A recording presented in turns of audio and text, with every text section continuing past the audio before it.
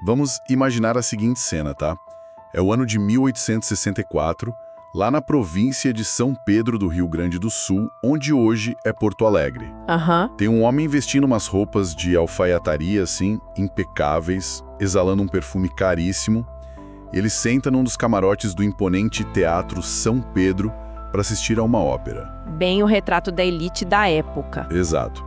Ele sorri, cumprimenta os políticos da cidade, aplaude a apresentação, mas e aqui é que a coisa fica obscura. O que ninguém naquele teatro sabe é que, poucas horas antes, esse mesmo cavalheiro estava no porão da casa dele, empunhando um machado e desmembrando cadáveres humanos. Nossa, o nível de dissonância cognitiva nessa imagem é brutal, né? Totalmente. E o mais assustador é que o caso que a gente vai dissecar hoje chegou até o cientista Charles Darwin, lá na Inglaterra. É mesmo? Isso fez com que ele anotasse nos cadernos dele uma frase bem sombria sobre o Brasil. Ele escreveu tipo, há um chacal adormecido em cada homem. Caramba!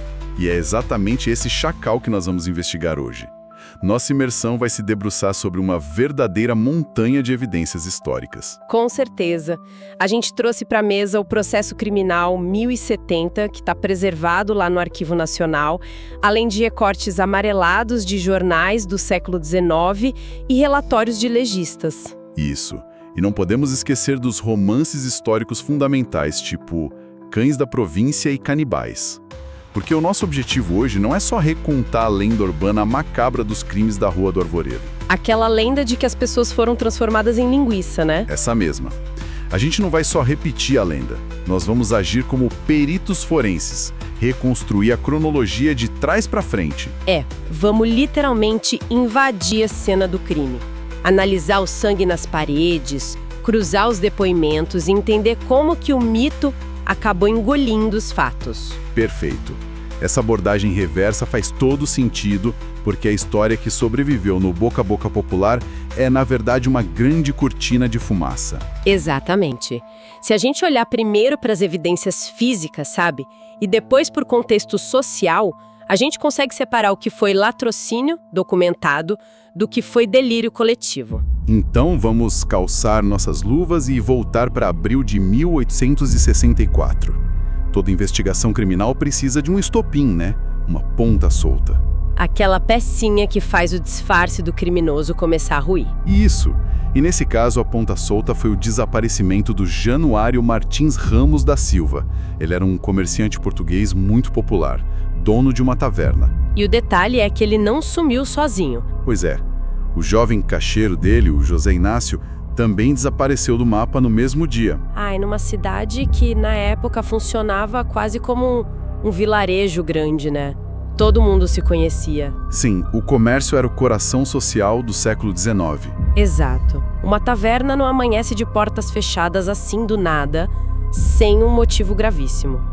A vizinhança na hora já acendeu um alerta. E aí a polícia começou a fazer as perguntas básicas ali pelo bairro. E foi aí que uma testemunha forneceu o elo fatal. E qual foi? O Januário foi visto caminhando pelas ruas na noite anterior, acompanhado por um cara chamado José Ramos. Aquele mesmo homem elegante que frequentava a ópera? Esse mesmo. E aqui entra um dado do perfil desse suspeito que muda absolutamente tudo. O José Ramos não era um cidadão comum. Não era mesmo. Ele era um ex-inspetor de polícia. E não era um policial que se aposentou com honras, não. Ele tinha sido expulso da corporação depois de tentar degolar um preso dentro da cela. Meu Deus! Pois é. E sabendo desse histórico violento, o delegado-chefe da época, o Dário Rafael Calado, chama ele para depor. E o resultado desse interrogatório, olha, desafia qualquer lógica. É muito absurdo. O Ramos senta na frente do delegado e dá uma justificativa super esfarrapada. Ele fala que o Januário simplesmente decidiu viajar de barco para a cidade de São Sebastião do Caí numa hora para outra. Sério? E o delegado comprou essa? Acredite se quiser. Diante de uma desculpa tão frágil vindo de um homem com histórico de tentativa de homicídio, o delegado Calado simplesmente libera o José Ramos, deixa ele sair andando pela porta da frente. Peraí, deixa eu parar a cronologia um segundo, porque isso é o equivalente a entregar as chaves do galinheiro para a raposa. Totalmente. Por que que o homem mais poderoso da segurança pública de Porto Alegre ia hesitar em prender um suspeito tão óbvio? A única explicação lógica para mim é que existia alguma alavanca de poder entre os dois. E a sua dedução tá certíssima. Ela aponta direto para a ferida institucional daquele período. O Ramos e o delegado mantinham uma relação tipo simbiótica e muito obscura. Como assim? Lembra que o Ramos foi expulso da polícia? Lembro. Então, apesar disso, ele atuava como um informante confidencial, uma espécie de capanga não oficial que era pago diretamente pelo delegado Calado. Ah, então ele era os olhos e ouvidos do delegado no submundo da cidade. Exatamente. Prender o Ramos significava expor todas as engrenagens corruptas da própria chefia de polícia. Nossa, é um conflito de interesses colossal. O investigador estava literalmente protegendo a própria fonte. Mas a pressão externa acabou engolindo esse esqueminha deles. E eu imagino, os comerciantes portugueses eram uma elite econômica muito forte, né? Muito. Eles ameaçaram paralisar a cidade, o boato do sumiço virou um clamor público gigantesco, aí o Calado percebeu que o custo político de proteger um informante estava ficando insustentável. A corda apertou. E aí, no dia 18 de abril, ele finalmente lidera uma comitiva atual número 27 da Rua do Arvoredo, que era a casa do Ramos e da companheira dele, a Catarina Pause. E tem um detalhe logístico nessa batida policial que a gente precisa destacar. A comitiva não era formada só por investigadores de terno, não. O que mais eles levaram? O delegado levou 2 condenados às galés, prisioneiros de trabalhos forçados mesmo, equipados com pás e enxadas bem pesadas. Nossa, ou seja, ele não estava indo lá só para fazer perguntinha. Ele sabia, ou desconfiava muito, que ia precisar cavar. Com certeza. E é isso que nos joga direto para a análise forense da propriedade. Porque quando as enxadas começam a golpear a terra do pátio, a coisa muda de figura. Deixa de ser um caso de pessoas desaparecidas e vira a descoberta de um matadouro clandestino. O cenário que eles revelaram no fundo do terreno era indescritível. Os prisioneiros focaram num poço que parecia ter sido, entulhado recentemente. Tinha lixo, terra mexida e folhagens verdes por cima para tentar disfarçar o cheiro. E o que eles acharam lá? A poucos palmos de profundidade surgiram pedaços de carne humana. Eram os restos do Januário e do menino José Inácio. Meu Deus. E o nível de brutalidade deixou os legistas perplexos. Não foi só a morte. Os corpos estavam completamente esquartejados, cabeças separadas dos troncos, uma destruição total da identidade das vítimas. Essa violência desmedida aponta para algo muito além da simples necessidade de esconder um corpo. Porque esquartejar 2 pessoas exige muito tempo, um esforço físico absurdo. E uma frieza atroz. Com certeza. E tem um achado nesse poço que, para mim, constrói o perfil psicológico do Ramos de um jeito muito claro. O cachorro, né? O cachorro. Junto aos pedaços dos corpos humanos, os policiais desenterram um cachorrinho preto com o ventre rasgado a facadas. Era o cachorro do Januário. O assassinato do animal ilustra muito bem o pragmatismo sociopata desse cara. O cachorrinho seguiu o dono até a casa e ficou latindo na porta esperando. E como o barulho podia atrair a atenção da rua, o Ramos não pensou 2 vezes. Exato. Exterminou o animal da forma mais cruel possível e atirou na mesma vala. Era só um obstáculo eliminado para ele. Mas a escavação não parou por aí, né?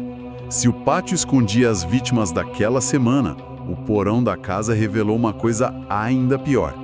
O método do assassino já vinha sendo aprimorado há muito mais tempo. Sim, lá debaixo da residência eles acharam um 3º corpo.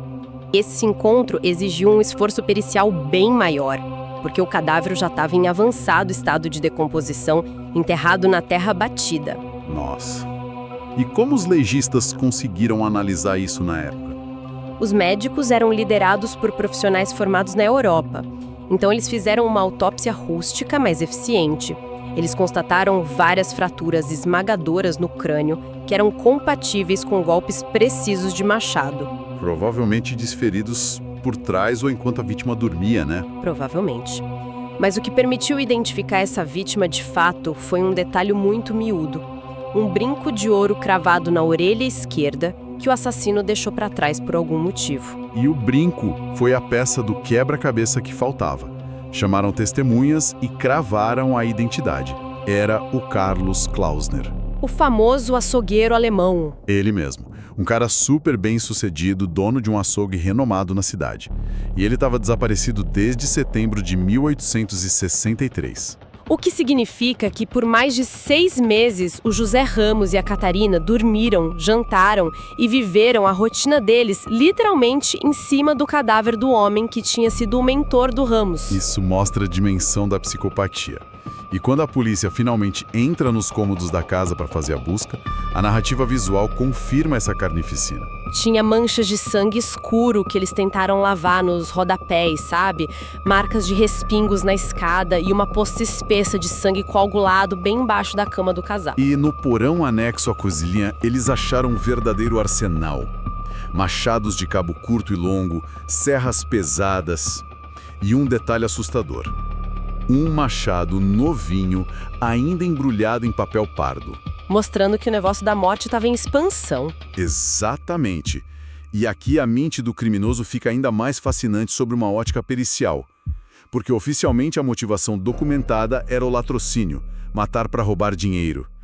Mas quando os investigadores abrem aqueles grandes baús de madeira espalhados pela casa, que inclusive pertenciam ao açougueiro, eles não encontram só dinheiro. Eles encontram um museu macabro. Relógios de ouro, sobrecasacas de tecido fino, chapéus, dezenas de sapatos desparelhados. Pertences íntimos de várias pessoas diferentes. E o Ramos não liquidou esses itens no mercado clandestino para ter lucro. Ele manteve tudo guardado. E a retenção desses objetos altera completamente a compreensão do caso, viu? Especialistas em criminologia moderna com certeza classificariam esses itens como troféus. Ele acumulava não pelo valor financeiro, mas pelo valor psicológico. Ele precisava dessas recordações físicas do domínio absoluto que ele tinha sobre aquelas vidas. Isso reforça demais aquele apelido que ele ganhou na época, o monstro perfumado. Faz todo sentido. Ele matava, tomava banhos longos, encharcava o corpo de perfume francês para encobrir o cheiro do abatedouro e ia para a ópera. Ele se alimentava dessa sensação de superioridade, de ser um lobo invisível caçando no meio do dia. O que nos empurra para a fase dos interrogatórios, porque evidência física e sangue coagulado atestam o crime, mas não explicam a mecânica dentro da casa. Como que funcionava a divisão de tarefas dessa associação criminosa, né? Isso. Os depoimentos mostram uma rede de mentiras e traições. O Ramos tentou manter uma postura super arrogante e adotou a tática da negação total. Ele tentou jogar a culpa na companheira, a Catarina, e também no morador de aluguel que dividia espaço com eles, um corcunda chamado Henrique Richman. Criando aquela névoa de confusão. E a Catarina, por outro lado, foi muito astuta. Muito. Ela tentou vestir a máscara de mulher frágil, submissa, dizendo que foi só uma espectadora forçada de toda aquela brutalidade. A versão dela pro dia da morte do português é quase cômica. Ela declarou pro delegado que foi trancada na cozinha por acidente. E a justificativa? Essa é clássica. Ela disse que tinha uma quantidade insuportável de fumaça na casa porque a lavadeira estava cozinhando uma panela imensa de mocotó. Mocotó. E que pela janela, no meio da fumaça, ela só viu os vultos do Ramos arrastando os corpos pesados para o quintal. Só que o problema de criar um álibi envolvendo uma terceira pessoa é que a polícia vai interrogar essa pessoa. E é aí que entra uma figura-chave dessa história. A lavadeira senhorinha. Quando ela é chamada para depor, a narrativa da esposa frágil desmorona na hora. E olha, o depoimento da senhorinha é um fenômeno histórico por si só. Ela era uma escrava de ganho. Explica para quem está ouvindo o que significa isso. Então, diferente do escravizado rural que ficava confinado na fazenda, a escrava de ganho vivia na cidade. O proprietário exigia que ela pagasse uma cota diária em dinheiro. Certo. Para isso, ela circulava livremente pelas ruas, vendendo doces, lavando roupas, prestando serviços. Isso tornava ela extremamente conectada à dinâmica do bairro. Ela era uma observadora sagaz, não tinha nada de ingênua. E essa autonomia deu a clareza e a coragem para a senhorinha sentar na frente das autoridades e desmentir a imigrante europeia completamente. Ela disse que nunca existiu panela de mocotó nenhuma. Na verdade, a senhorinha presenciou a Catarina esfregando histericamente os degraus da escada para limpar sangue fresco. E o mais bizarro é a desculpa. Quando a senhorinha perguntou o motivo da sujeira vermelha, a Catarina olhou nos olhos dela com uma frieza absurda e disse que o Ramos tinha matado uma galinha que voou e sujou a casa toda. Uma galinha? O depoimento da senhorinha cimentou a cumplicidade ativa da Catarina na limpeza da cena do crime. Foi um avanço enorme. E a perícia teve outros lampejos de brilhantismo, apesar de toda aquela corrupção inicial. Tipo desvendar a história do açougue do Klausner. Verdade. Porque o Ramos disse que tinha comprado o negócio do alemão. Apresentou até um recibo de compra e venda assinado pelo Klausner, atestando que ele tinha vendido tudo e ido morar no Uruguai. Mas como que os peritos conseguiram provar que era fraude num pedaço de papel em 1864? Analisando a pura arrogância do assassino. Eles chamaram calígrafos e colegas do açougueiro. O Ramos, na ilusão dele, forjou a assinatura do ex-patrão. Mas ele cometeu um erro básico, né? Sim, ele não dominava o alemão e cometeu um erro fonético primário. Assinou o documento como Klausen, com K, e não Klausner, com C e 2 S's.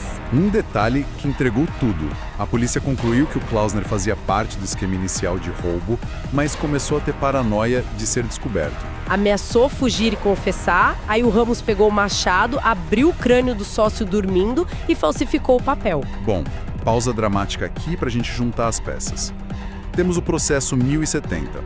Temos os corpos do Januário, do menino José e do Klausner. Temos armas, motivação, mentiras desmontadas. Mas quem acompanha esse caso há tempos deve estar gritando agora. E a linguiça de carne humana? Onde estão as outras vítimas da lenda urbana? Exatamente. É o momento em que a documentação oficial entra em colapso com o mito popular. A lenda diz que, muito antes dessas 3 mortes, o trio teria feito outras 6 vítimas em 1863. E o detalhe aterrador: para não lotar o quintal de cadáveres, o Klausner usaria o maquinário do açougue para descarnar os corpos, moer a carne humana, misturando com boi e tempero e transformar tudo em linguiça. E a cereja desse bolo bizarro é que a linguiça seria um sucesso de vendas. A lenda diz que a elite da cidade, padres, políticos, comiam alegremente a carne dos viajantes. E elogiavam o sabor exótico. É uma premissa canibalística que choca qualquer geração. Mas se a gente olhar de perto as páginas do processo lá no Arquivo Nacional, o que a gente encontra sobre essa linguiça? Um grande e absoluto nada. Zero. O processo foca exclusivamente no latrocínio e ocultação dos 3 corpos. Nenhuma testemunha, nenhum legista menciona canibalismo involuntário. Nem maquinário sujo de sangue humano no açougue. Não tem nenhuma evidência material disso. Então, de onde saiu essa história? Que foi parar até nas anotações do Darwin e nos jornais da França e do Uruguai. A semente dessa lenda, o Marco Zero, surgiu só em 1868. 4 anos depois dos crimes. A Catarina estava cumprindo pena de trabalhos forçados. E aí? Na prisão, ela supostamente entrou para uma seita religiosa fanática formada por imigrantes alemães, os Muckers. Essa seita tinha um caráter apocalíptico muito forte. Exigia confissões públicas de pecados extremos para alcançar a purificação. Então, nesse contexto de histeria religiosa, ela teria escrito um diário confessando a invenção da linguiça macabra e as outras vítimas. Isso. Um diário que surgiu anos depois, sob influência de uma seita que incentivava o delírio. E é por isso que os historiadores se dividem para tentar explicar o vácuo no processo. A primeira teoria é a do abafamento institucional. A teoria de que o delegado calado precisava esconder a podridão da própria polícia, já que o Ramos era informante dele. Exato. Imagina se a polícia anexa oficialmente que a elite consumiu carne humana no mercado público. O pânico seria incontrolável. O delegado, que também era juiz, acelerou o fechamento do inquérito de forma atípica. Focou só nos 3 corpos inegáveis para proteger o cargo e manter a ordem. Faz muito sentido. Mas a segunda vertente acadêmica explora o mecanismo sociológico da criação do mito. E aqui entra a xenofobia sistêmica do sul do Brasil naquela década. A região estava recebendo muitos imigrantes germânicos e do leste europeu, né? Sim, e a elite luso-brasileira olhava para eles com muita desconfiança. O idioma era estranho, a religião era diferente. Eles eram a ameaça estrangeira, o que leva a uma dedução muito perturbadora sobre como a sociedade processa o trauma. O José Ramos, o ex-policial que ia à ópera, era o retrato do brasileiro local. Era intolerável para a elite admitir que o mal indescritível brotou de alguém igual a eles. A psique coletiva precisava de um bode expiatório. Então, comprar o boato de que os forasteiros, o alemão e a húngara, criaram o canibalismo era reconfortante. Atribuir o horror máximo aos estrangeiros purificava a imagem do cidadão local. A lenda se espalhou rápido porque entregava à sociedade a narrativa que ela precisava para isolar a maldade na figura do outro. É fascinante perceber como o tecido social mastiga os fatos cruéis para regurgitar uma lenda que proteja a si mesmo. E no fim das contas, seja um fato abafado ou ficção xenofóbica, os desfechos foram reais. O Ramos foi condenado à forca, teve a pena trocada por prisão perpétua pelo imperador Dom Pedro II. Morreu de lepra na cadeia. Isso, abandonado. E a Catarina? Cumpriu os trabalhos forçados por um pouco mais de 10 anos. Quando saiu, tentou viver em Porto Alegre, mas o estigma perseguiu ela para sempre. Morreu numa cova de indigentes na década de 1890. Os corpos viraram pó, mas o caso continua assombrando o nosso imaginário. Por isso, obras literárias são tão importantes para preencher essas lacunas que a polícia se recusou a investigar. A arte acessa essa verdade emocional que os documentos frios não conseguem mostrar. A hipocrisia, o preconceito daquela época. Ao desenterrar esses crimes hoje, separando as evidências dos delírios coletivos, fica uma ponderação sombria para quem escuta. Sempre fica. Será que a gente continua contando o mito da linguiça só por fascinação mórbida? Ou será que persistimos em contar fábulas grotescas porque a gente precisa colocar o mal absoluto bem longe de nós? É mais fácil inventar monstros do que olhar no espelho. Exatamente. A verdade mais crua de todas é que a maldade real e banal não é uma fera de dentes afiados. Ela pode morar na casa ao lado, ser super educada e se perfumar meticulosamente antes de dar bom dia.